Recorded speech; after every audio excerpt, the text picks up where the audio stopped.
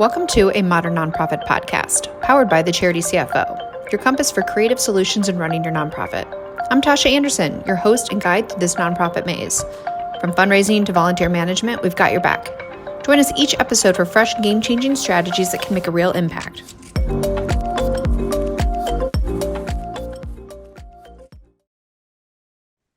Hey friends, welcome back to another episode. I'm Tasha Anderson, I'm your host, and today I brought along my new friend, Alisa Johnson. Alisa is a veteran, which we love. I'm a big family of military of all different branches. Although if that's not enough just to celebrate, but you're actually also a founder of a nonprofit organization, which I love the mission of this, Dogs on Deployment. So Alisa, your organization focuses primarily on placing dogs in temporary homes while, active military are on deployment. So first of all, shout out, thank you for your service, for the active military, for your own service. And I'm just thrilled to hear a little bit more about how you came to be. So thank you for coming on board. Thank you. And, it's funny because before we started the recording, we were discussing our name pronunciations, and I realized I didn't actually tell you how to pronounce my name before. It is Alisa, Alisa, yeah. Just one Lisa. Yeah. So, thank you so much for having me on. Founded Dogs on Deployment in 2011. I was a young college student. I was in a ROTC program. I was going into the Marine Corps. I got married very young. My husband was also in the service. And when I came up to this inspiration for founding Dogs on Deployment, I found myself at this critical juncture where my husband was deployed and I was going to 6 months of training for the Marine Corps, and we didn't have anywhere for our dog to go during this time. And this kind of struggle that we had within our family inspired us to start this organization. Well, and that's how it always gets started, right? Finding the intersection of maybe what you need or what you're good at and what the world needs. And I find that to be the case with all businesses, whether it's for-profit or nonprofit businesses. And I always love talking with founders of nonprofits because in some ways, I feel like there's a little bit of a parallel journey that we're on as we're trying to figure out how to run a business when sometimes we feel like we have no business running a business. I don't know if you feel that way. But we learn a lot of things as we go. And I think it's really cool to have founders like you on board on this podcast to talk a little bit more about kind of your story and what you've learned through all of that. Because there's other people that I think are in the same space as you right now, or maybe where you've been, at least they're at some point along that journey, and it allows them to at least feel like they're not alone. So with that, I think kind of the first thing that I saw that was really interesting and really stood out to me was kind of your mission and your strategy. And I'm really curious, when you started the organization compared to where it is today, how would you describe the change that you've experienced? How has your mission or your focus or your strategy for not just getting donors, but maybe getting program participants, whether it's the boarders or the dogs that are placed, how has that changed, especially since 2011 you started with the rise of digital platforms, social media? Your website, by the way, is great. How has that changed from start to now? Oh man, everything has changed, and the great thing about it though is that everything still feels the same. Especially where we are today as an organization. I actually feel more in tune with my initial founding feeling, just because of where I'm at right now in my life and my ability to have capacity for dogs in employment. And so to kind of go back to answer that question, when I started Dogs in Deployment, I had no experience with nonprofits. I didn't even know that nonprofits was a career field. I didn't realize that you could hire people in a nonprofit. I didn't know the structure of how nonprofits operated or the reason why they even existed, to kind of fulfill this need within society. I only knew that I had a personal problem. And when I went to go research if other people had similar situations and could benefit from a free foster network that Dogs in Employment would eventually provide, I found that there was a need. And as kind of a problem solver, I was like, I'm going to do this. I had no idea how to start a nonprofit. I had no idea how to start a business. I was an engineering student in college and I became a military aviator. So I literally went out and got an HTML for Dummies book and a nonprofit for Dummies book, and I started there. And yeah, I went through a very large transitions within the organization over the last decade.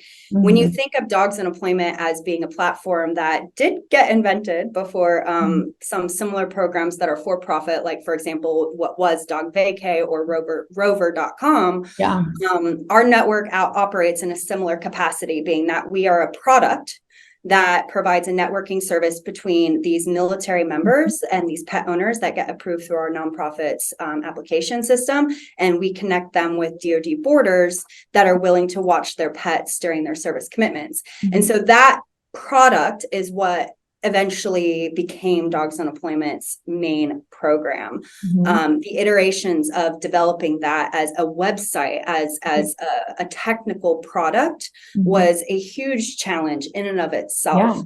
And something that's a little unique to nonprofits that offer any sort of networking service or anything that needs to be accomplished online, having to have a physical product, a technical product, is a huge undertaking. The other aspect to that and growth is just not knowing what I didn't know. Right now, I'm over a decade later, I'm going back to school. I got my MBA at the University of San Diego, and talking about business and nonprofits, how they do have similarities, they're still wildly different. And I found that my MBA had some aspects that was good for running my nonprofit, but for the most part, I still found myself struggling in understanding nonprofit as a business. And so now I'm back at school again, getting a second master's in nonprofit management and leadership. And now it's like, all of these themes are starting to come together. And I hope that, I can impart some of that wisdom that I've learned and kind of being this grassroots feel good. I'm doing this for the betterment of society with this transition to, okay, now I actually understand how a nonprofit needs to be ran, and, making sure that we have sustainability within our organization to continue being mission effective. I'm really just impressed, I think, or surprised by kind of the origination of your organization, because as you described, it's a tech platform theoretically that really, truly, that you had to build. And I just know a lot of times on this podcast, we talk about kind of innovative products and we talk about technology and modernization of things in a way that sometimes is a barrier for most organizations, even just to evolve from, maybe Google Sheets on how you can keep track of your donors, actually launching a software, even if it's an out of the box platform that you just have to invest in. So kind of taking a step back on that, how did you actually code and create like the website? How do you even get started? Because I think that's a big undertaking, because you weren't some small organization. I think, we're in this small metro area and we're just going to operate in this metro area. And I think that's what a lot of nonprofits do, simply because they, despite knowing that their programming could be, expanded nationally or arguably globally, they just don't have an access point to be able to touch into those markets in the way that you were able to. So I'm really curious how you went from aviation in the military to figuring out how to develop this network tool, if you will. Well, yes, the first website I literally did code. It was hideous. It was did not work. It was a lot of manual labor. But it provided what we call in tech, the MVP, the minimum viable product. So it proved that there was a need in the world. And once we started to make these connections that were done very manually and very archaically in this HTML coded site, which is very entry level and simplistic.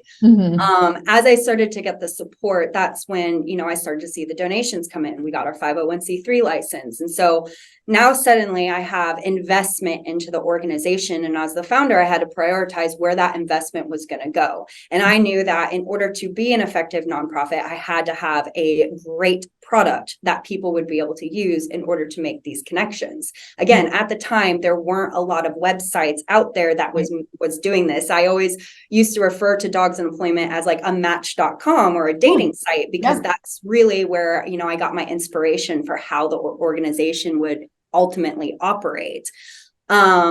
So the investment into the website product was huge for us over the years. As somebody with an engineering background, and I have various relatives that have been in the tech space, and I'm from San Jose, so from the tech central Silicon Valley, I always kind of had this mindset towards product development and making investment into the website. There's so much that people don't see in Dogs in Employment that goes on in the back end.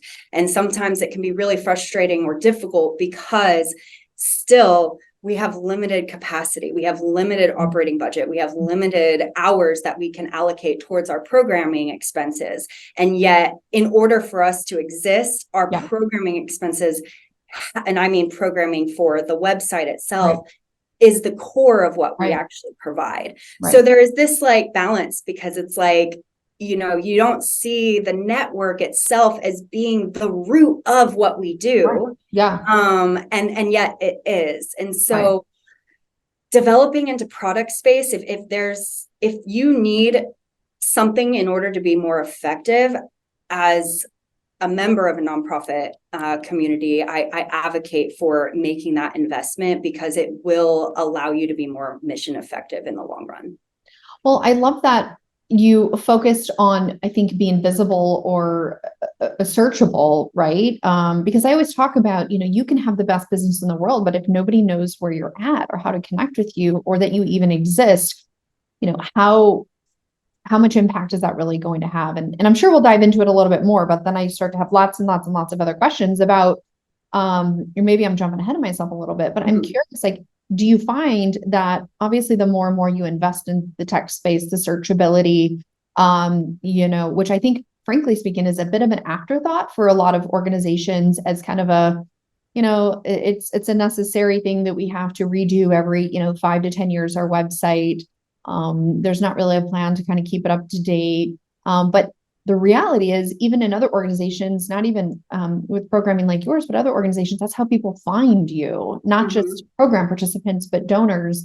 And I've often seen, whether you call it marketing or web maintenance or just kind of the messaging that you're sending out to the world and other techie components like SEO, are you searchable? Are you using words that the general population would use to like search for your services? So I've become a bit obsessive about this for my own business, because if people can't find me online, then how much of an impact can I have? But my question for you really is, so that was more of just a thought, but my question is really more, how have you seen your program grow, and also your fundraising grow as you've continued to pump more into, whether it's energy, time, money, into your product, your platform development?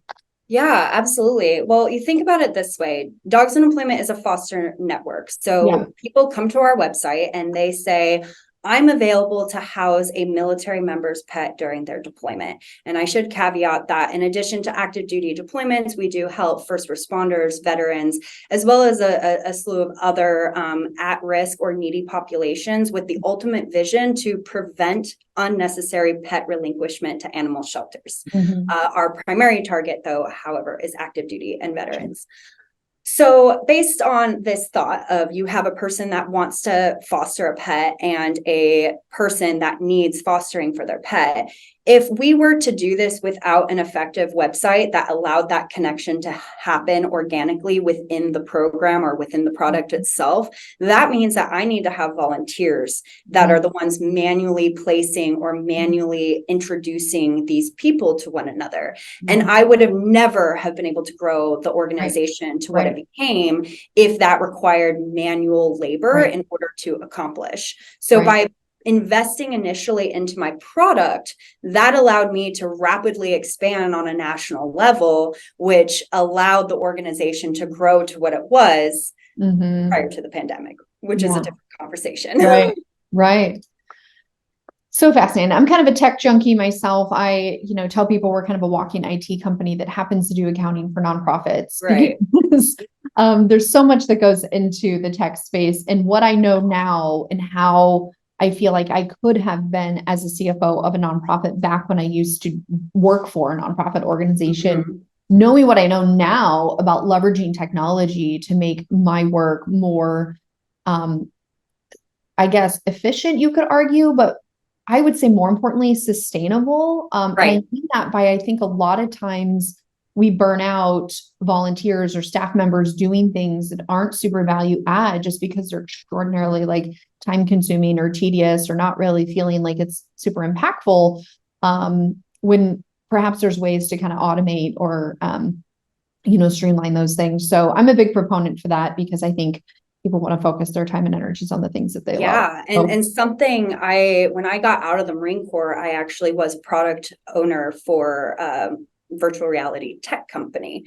And in doing that job, I got very familiar with some agile processes and some scrum processes. And I've brought a lot of that back to running a nonprofit because as a manager or as a leader in the nonprofit space with such limited capacity, you have to be able to triage, you have to be able to prioritize, and you have to be able to account for how many man hours something is going to take to accomplish. And so by being able to say, like, I have this long list of tasks that need to be accomplished in order to, hit my goals, you need to be able to say, okay, well, how many hours is this going to take this project to be done? What is the actual priority of this? And if it doesn't get done, is it going to block something else from being done?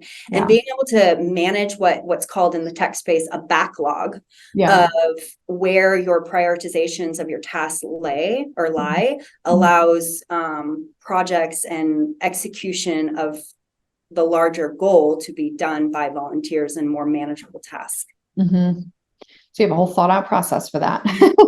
Which I mean, try. In theory, it sounds great. I can't say that day to day. It doesn't always work that well, right? But or at least you always have a plan, but that plan, that's I guess by definition the priority, and those priorities change all the time. I know that. So switching gears a little bit, what I found really interesting about your organization too, the idea of blending two populations that I think are missions that typically appeal to different types of people, military and dogs. I have animal shelters and other pet-friendly organizations, and we certainly work with veterans organizations. And especially in kind of today's society, I'm curious how you approach your communication, your marketing, or how do you just generally appeal to both of these populations in a way to connect within your single mission? Yeah, I always kind of have this funny antidote that I use, that you can be a lover of pets, but maybe you're not, so gung-ho on supporting the military. Or maybe you're super patriotic and you support the military, but maybe you're not the biggest fan of animals. Okay, those are our people. Now, if you don't support either one of those, like I can't. There's lots of other great organizations out there, right? But when you take these two niche markets of philanthropy and social good, that's where Dogs in Employment really bridges this gap. And in terms of communication and kind of directing our mission, for our initial years, it was very geared towards going after people that supported military causes, and the pets aspect was the thing that just kind of followed. You got to think we were still very closely tied to being at war, and there was a lot of active deployments, and the 9/11 feeling was still very prevalent in society. Sure. As we started to tone down our activities overseas, and as that started to then take a side seat as we went through the pandemic and everybody's priorities really shifted, I find myself now struggling more actually to get outreach to military supporters or veteran supporters. And we're still kind of investigating why that particular thing is. But what I am now seeing is my messaging has kind of changed as being, you know what, not only do we support these members, these military members, but let's also really focus in on how we're preventing pet relinquishment in society, how we're impacting shelters by reducing the number of intakes. We're helping prevent euthanasia rates. And we're also preventing overcrowding in animal shelters by doing some of our other programs, because we have financial assistance programs. And one of those is a spay and neuter program for junior enlisted military pet owners. So it is interesting how over time, and you got to really be paying attention to what is going on in the news and in society, because people do fluctuate with what is going on in the world. And as an organization that needs to continue to remain relevant, finding new ways to market ourselves. And we're also looking at expanding our services in the future. I would love to offer our foster network to help more people. Specifically, we're looking at helping victims of domestic violence survivors and families facing homelessness for the first time. So on our roadmap, on our product roadmap for our website would include how to allow those types of communities to apply and receive services through our nonprofit. I think that makes sense. It's interesting when I kind of first saw this concept for this conversation and looking at your organization. I think so many times when we think about deployments, we think about leaving your family behind, leaving your home behind. And I don't know if you would have really thought about pets until I think the emergence of TikTok, right? And you see or like Facebook videos or, social media outlets that share, the videos of, the soldiers coming home and their pets like excited and frantic. But I guess oddly enough, even though I come from a military family, although my brothers at the time were not, pet owners, then they are now. You don't think about who keeps those animals for, 6 months, 12 months, 18 months, depending on certain deployments. So I could absolutely see where there's opportunities to expand programming into other spaces where temporary kind of rehoming for these pets is needed. Like you said, that's amazing for domestic violence or, unhoused people that are struggling in those areas, or just other reasons why I think people like the idea of fostering. There's lots of foster shelters out there, but their issue is always finding an easy way to connect with foster parents or guardians, if you will, for these pets, right? There's lots of that's what Dogs in Employment does. And it's like, ultimately, I would love for my network to be able to be activated for other animal rescues to find foster homes. But going into that triage and that prioritization and working within limited capacity, especially coming out of COVID and the pandemic and how that impacted our organization, I don't have the capacity. Dogs in Employment doesn't have the capacity to make these expansions at this time. So what I've been learning through, my nonprofit studies is, how do I plan to have that capacity? How do I create programs around these expansions and then apply for grants that not only include the support services that are being offered to the people that are going to be benefit, but also including having a program manager to actually run these programs? Because without a program manager, I'm reliant on volunteers. What I learned through the pandemic is, when you have a volunteer that is in charge of all of these important critical aspects, key functions, person leaves, or, in our case, one of our biggest challenges through the pandemic was, our volunteers being impacted by COVID, both in life lost. We had a a veteran supporter of Dogs in Employment, our San Diego coordinator, who was in charge of several relationships within Dogs in Employment. And he passed away from COVID. You know, that ripple effect. We had several volunteers that had to take step back from their own, you know, into their own lives, and how that then trickles down impacts myself, like as the, you know, as the person at the top, you know, going through the pandemic with my family. All that trickles down into saying, okay, if there were to ever be another situation like the pandemic to happen again, can the organization survive? Yeah. And if the answer to that is no, or probably not, how am I going to address my future grant requests, my future relationships with sponsors, how I discuss donors, where their money is going, and planning for sustainment. And that's not just in our programs, but also in the people that are in the organization making these programs, you know, operating every single day. Yeah, I think we could have a whole nother conversation about that. What comes to my mind, I have two main thoughts that come to my mind, but the first is just normalizing that nonprofits should not, or arguably cannot, rely on volunteers as much or as frequently as the general population of the world thinks that we should, right? Yes. Can we just normalize that?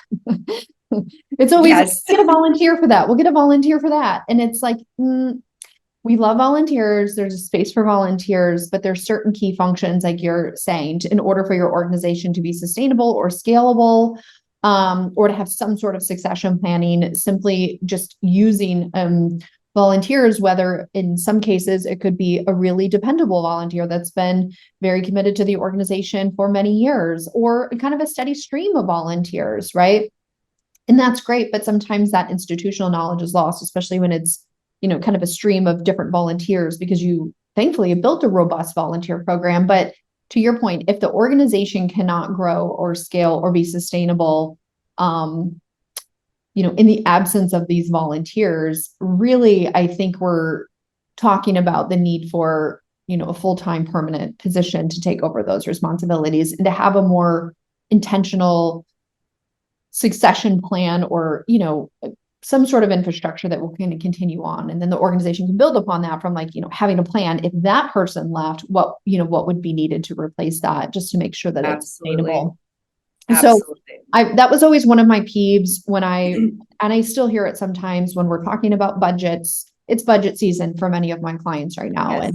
And December year end rolls around, and, you know, we're putting the budget together, and the finance committees are looking at the line items, and it's like, well, you know, that website development, I heard this one time, the website that we want to build, can't we get a volunteer to do that? I'm like, well, no, a lot of things wrong with this. Okay. Number one, this is a very skilled professional. This is not a 2-hour task that they're just generous enough to donate their time. This is their skills, their expertise. People should be paid for their skills and talents in that way, especially when it's a huge undertaking, like building a website, first of all. Second of all, you as an organization that's depending on this to be your storefront virtually, you need some level of responsiveness. And again, while we love volunteers, they're just not always as reliable, because they have full-time jobs and families and all of the things to be able to work on the timeline that you need them to. So I've heard this so many times, and I always kind of push back on that. I'm like, I appreciate that I'm pretty conservative usually with spending money. That's kind of my job. But we need to normalize not an over-reliance on volunteers for any responsibility. Again, there's certainly places for volunteers, and we are very appreciative of that, but let's just normalize that. But if a volunteer is no longer able to be in that position, and you as a manager or as a leader in your nonprofit know that if you were to lose that person, you would struggle. Yeah. You might want to consider, why is that person a volunteer and not an employee? Yeah, I love that. Absolutely. I I haven't talked about this lately, but I'm pretty obsessive about this idea of succession planning within, within all businesses. And I've taken this so far, even within my business, that I remember, I've always been a bit of a workaholic, admittedly. And I remember, having a few of my very first employees. I hired 4 at one time because that's what I do. I go big or go home. And I remember, and I'm never sick. If I'm sick, I'm like working from home in my bed, right?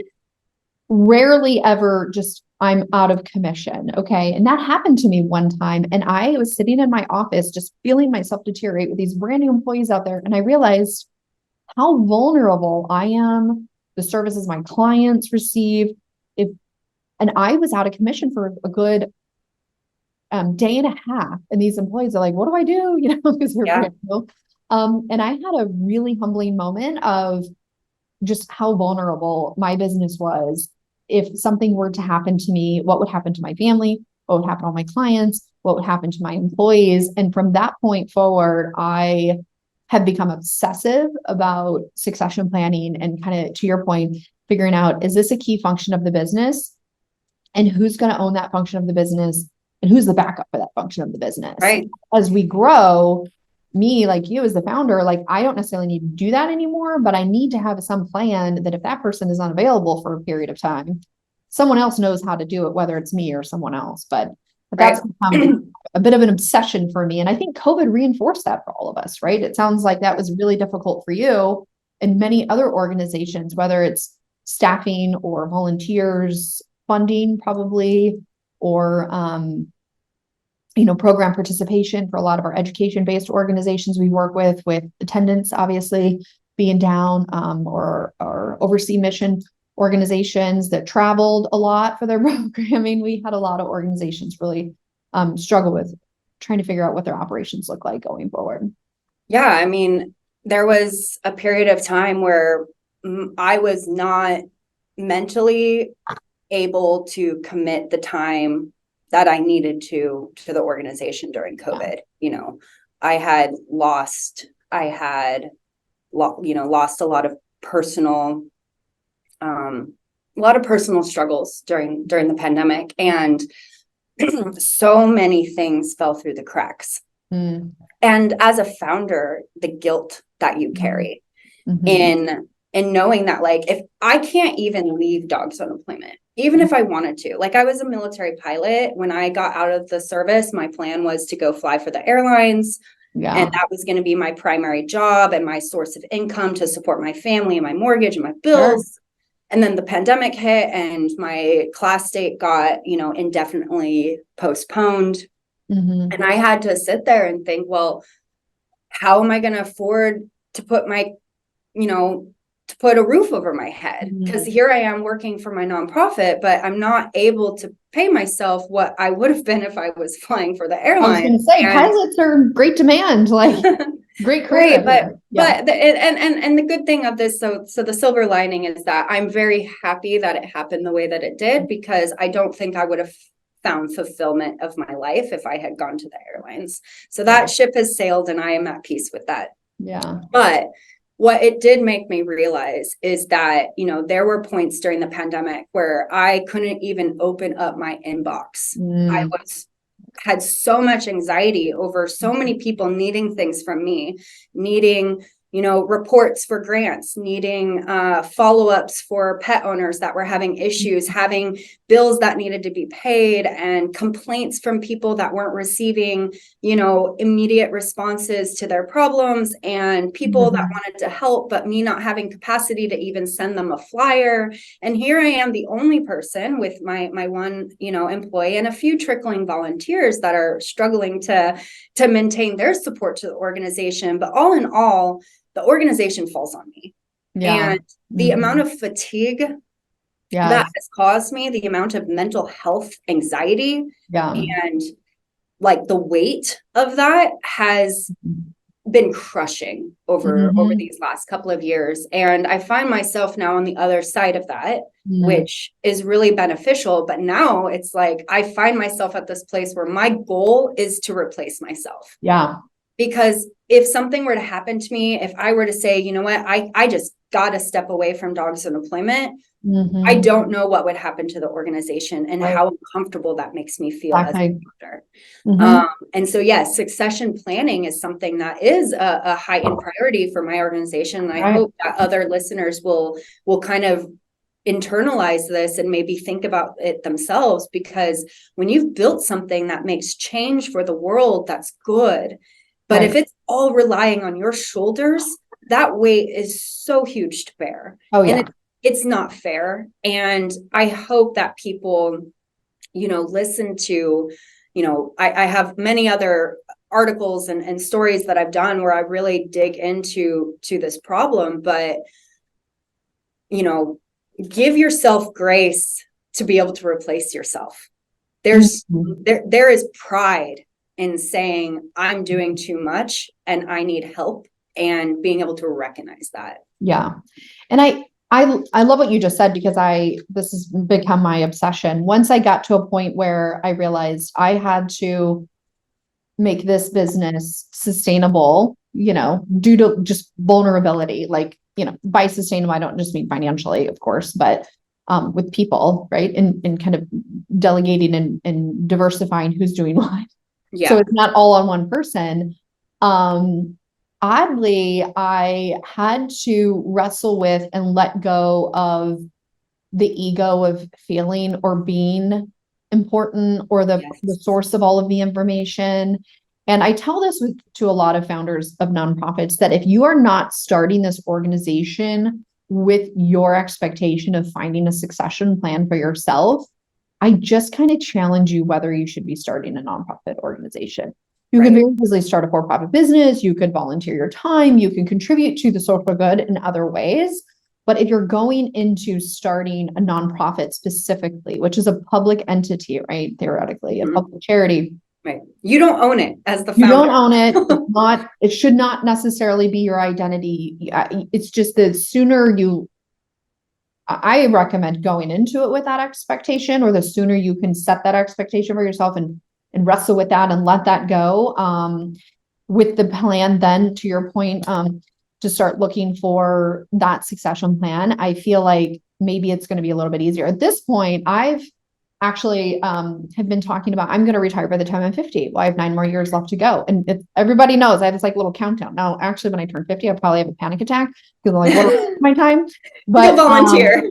But I work backwards from that. I pick a time and I'm like, okay, by this time, it's time for the new leadership to come on board, for the health probably of the organization, culturally too, right? I'm working towards that. And I think all founders of nonprofits, to your point, give grace, allow yourself to be replaceable in that space, and kind of actively plan on that. Because otherwise, all of the things you were just describing, by the way, really resonates with me, just crushing under the weight and pressure of all of the things.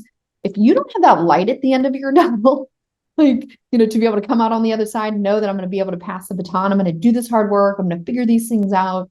And at the end of the day, I'm going to be able to pass it on. This organization is going to be stronger and better off for it. Without having that light of the end of the tunnel, and just have that perpetual burnout from now until who knows when, that's just really tough to wrestle with every day. I think of it a lot like parenting. They always say like, oh, you just got to make it through the first 18 years. Then there's the light at the end. You'll miss this someday. It won't be right. Forever, so they say. But it's true. Like, I think that the role that I have found myself in being a founder, and remember too, I was active duty for the first 10 years of this organization, which was illegal. I cannot tell you how many formal counselings I received, how many leaders in my chain of command would judge me or reprimand me for prioritizing dogs on employment activities over, my own military service, which I will not get into that, but I never felt like that was a conflict of interest, but the perception on the outside was. And so when I think about that, I always had this weight that like I had to be replaceable, because my career literally didn't let me be the nonprofit leader that I wanted to, or that I inadvertently became. I didn't set out to be this in perpetuity. Like I said, I was a pilot. I was going to go do that. It just so happened that this path revealed itself. Mhm. But every day I am thinking of Dogs in Employment as my baby, like I love this organization. I love what all of our volunteers collectively have built. I love what our mission is. And I love that we are able to provide a service to the world that didn't exist before.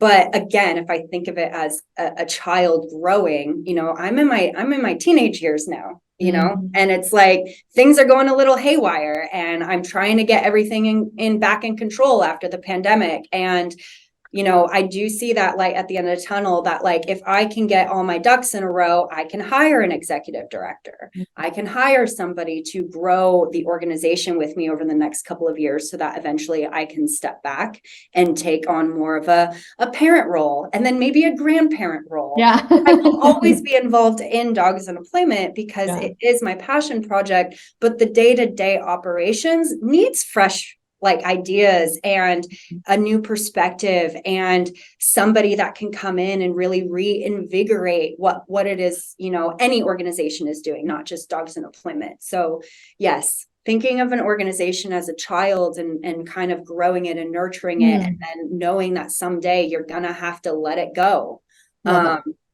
is something that has been really powerful imagery for me. Yeah, I love that. Well, I feel like we could keep talking all day about this, but I just want to say thank you again for sharing kind of your experience with innovation and how you were able to launch this organization. That's really awesome and impressive. And I think it goes to speak that you can be a very small grassroots organization and still leverage, technology and modern tools, or frankly, in your case, build those modern tools. And also sharing some of your lessons learned as a founder, not just during this pandemic, but during, startup all the way through now, and the challenges that you're still facing and what you kind of see for the future. I love hearing about your program expansion ideas, because I think there's such a need for, temporary foster connections for every person out there. And for people that aren't necessarily looking for compensation, they just want to do it on a volunteer basis, which is really cool. And, I could have a whole episode on my obsession with succession planning and how much that's impacted the organizations that we've worked with. And we know within the nonprofit industry, that's one of the biggest issues right now, is a lack of, kind of incoming talent and leadership for organizations, as people maybe that have been in those seats are ready to step down or retire. It's becoming a bigger and bigger problem, I think, with nonprofit organizations. So thank you for sharing your thoughts on that and what you're trying to do, and kind of your philosophy on that as a founder, and admitting like you need to come up with a plan. So planning is good. It's hard to come it's to hard, but it is good. It is okay. necessary. So if somebody wanted to read up or follow you on social media or find your organization, what is the best way that they can get in touch with you? Or absolutely. Dogs on Deployment is on Instagram, Facebook, and obviously our website, and it's just Dogs on Deployment.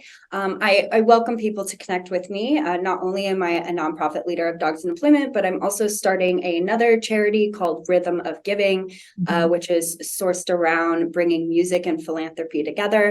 And I'm also in the process of writing a book.